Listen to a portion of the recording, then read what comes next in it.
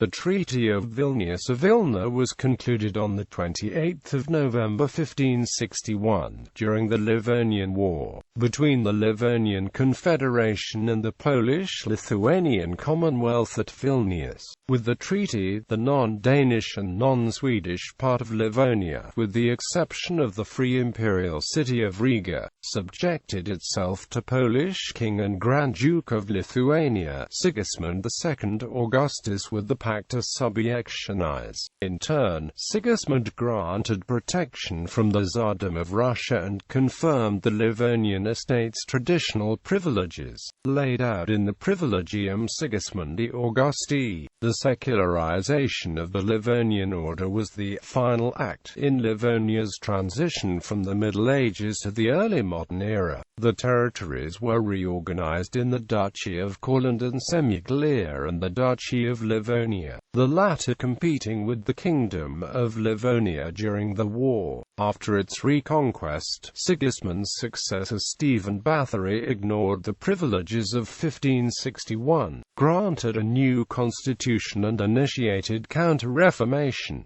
These measures were reversed after the Swedish conquest, when after a further series of wars Livonia capitulated to Russia in 1710. The Privilegium Sigismundi Augusti was confirmed by Peter the Great. Background: in 1513, the Grand Master of the Livonian Order bought his order out of the union with the Teutonic Knights, thus the secularization of the Teutonic Order state, which led to the establishment of the Protestant Duchy of Prussia under the Polish king in 1525, did not affect Livonia, where the recess of Wilma forbade any future secularization in 1546.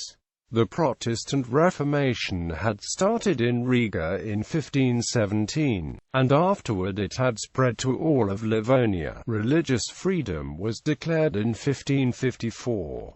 As the Livonian Confederation was in decline due to internal struggles, a faction of the order favored rapprochement with Poland-Lithuania, while another faction violently opposed it. After a civil war starting in 1556, the pro-Polish faction gained the upper hand. With the Treaty of Pozwól, concluded in 1557, the Livonian Confederation had turned to Poland-Lithuania for protection, triggering Ivan IV of Russia's intervention in what was to become the Livonian War. In 1558, Ivan IV had conquered the Dorpat area, annihilating the bishopric of Dorpat. With the Treaty of Vilnius of 31 August 1559, Gotthard von Kettler, Grand Master of the Livonian Order, had put the Order's lands under protection of Polish King and Grand Duke of Lithuania, Sigismund II Augustus. The Order ceded about 1/7 of its territory, allowed Sigismund to garrison its most important castles, and agreed to share with him any conquests made from Ivan IV. The alliance was intended to neutralize the imminent threat of annexation of the Order's lands by Russia. Yet despite earning military support from Polish-Lithuanian Chancellor Mykolai the Black Radziwiłł, Kettler was defeated in Ugam and unable to prevent the occupation of most of Livonia by Russian forces. After the treaty, the disintegrating order agreed to secularization if necessary, and since Sigismund was reluctant to support it militarily, continued its search for a protector at the courts of Denmark, Norway and the Holy Roman Emperor. In 1560, Johann von Munchausen sold his bishoprics of Osel-Wieck and Courland to Magnus, brother of Danish King Frederick II. In June 1561, part of Estonia subordinated itself to Sweden. Riga had turned to the Holy Roman Empire and became a free imperial city. Hard-pressed by Ivan IV of Russia, the remnant of the Livonian Confederation concluded a treaty with Poland-Lithuania on 28 November 1561, subordinating themselves to the Sigismund II Augustus. Treaty The treaty comprised the Pacta subiectionis, by which the Livonian estates accepted Polish-Lithuanian superiority. This document is also known as Proviso de Carlos. Also included was the Privilegium Sigismundi Augusti, by which Sigismund II Augustus guaranteed the Livonian estates several privileges, including religious freedom with respect to the Augsburg Confession, the indigenate and continuation of the traditional German jurisdiction and administration. The terms regarding religious freedom forbade any regulation of the traditional Protestant order by religious or secular authorities, and ruled that cases of disagreements be judged only by Protestant scholars. The Livonian region south of the Daugava River, comprising Courland and Semiglia, were established as the secular Duchy of Courland and Semiglia, with Gotthard von Kattler as its duke. Shaped after the Prussian model, Courland and Semiglia was thus made a hereditary fief of the Grand Duke of Lithuania, later of the Polish crown. In contrast, Livonia north of the Daugava was subordinated directly to Sigismund II Augustus as Duchy of Livonia, also referred to as Livonia Transdanensis, with Kattler installed as Sigismund's royal administrator. These territories, however, excluded Riga, then a free imperial city of the Holy Roman Empire, part of Estonia, with Reval, which was under Swedish protection, and the westernmost part of Estonia with Osel, which was Danish. Consequences. In the Duchy of Courland and Semiglia, a stable political system was established on the basis of the 1561 treaty, and only in 1617 this was modified by the Formula Regiminis and Statuta Curlandi, which granted the indigenous nobles additional rights at the duke's expense.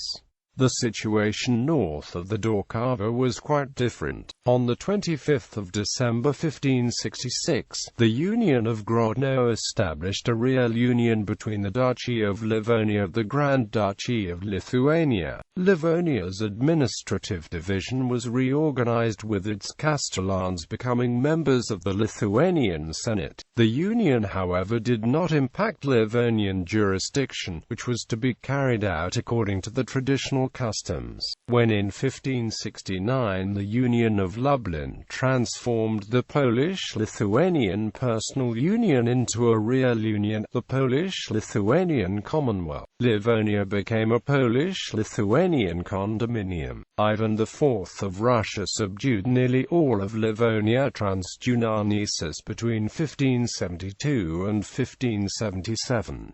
Magnus, in addition to his Livonian possessions, bought the succession in the bishopric of Reval and established the Kingdom of Livonia under Ivan IV's patronage. After the Polish-Swedish victory in the Battle of Wenden, Russian forces were subsequently expelled from Livonia, and the Livonian War ended with the treaties of Jamzapolski and Nova Plasa. Only then, Sigismund's successor Stephen Bathory was able to reassume control over the Duchy of Livonia. Bathory, however, regarded the reconquered territories as his war booty, refused to confirm the Privilegium Sigismundi Augusti, and in 1582 replaced it with the Constitution's Livoniae, which tolerated indigenate and Augsburg Confession, but revoked the status as elementary right and else did not contain any privileges. The traditional German administration and jurisdiction was gradually impaired by the establishment of voivodeships,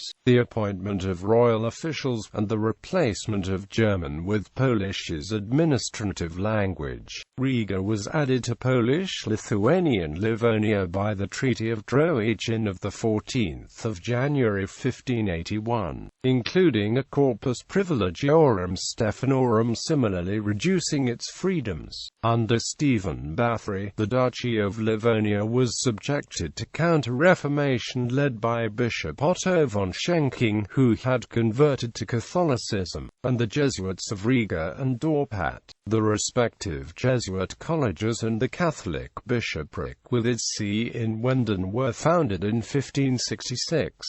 Counter-Reformation focused on the Latvian and Estonian population, since they were not explicitly mentioned in the Privilegium Sigismundi Augusti, a disputed interpretation since the German Livonian estates traditionally spoke for all Livonians. Lutherans were forbidden to preach in Estonian, Latvian and Russian language, while at the same time Catholic documents were published in these languages. Stephen Bathory participated in Counter-Reformation by granting revenues and estates confiscated from Protestants to the Catholic Church and by initiating a recruitment campaign for Catholic colonists. These measures, however, proved to have only limited impact on the Estonian and Latvian population, while alienating the German gentry to a degree that they supported the Swedish takeover of Livonia, formalized in the treaties of Altmark and Sturmsdor. The Polish-Swedish Wars had begun in 1600, when Catholic Sigismund III Vasa tried to incorporate Protestant Swedish Estonia into the Polish-Lithuanian Duchy of Livonia, whereupon the local nobles turned to the Duke of Södermanland and later Swedish King Charles IX for protection. Charles IX expelled the Polish forces from Estonia, and his campaigns in the Duchy of Livonia were concluded in 1621 by his successor Gustavus Adolphus,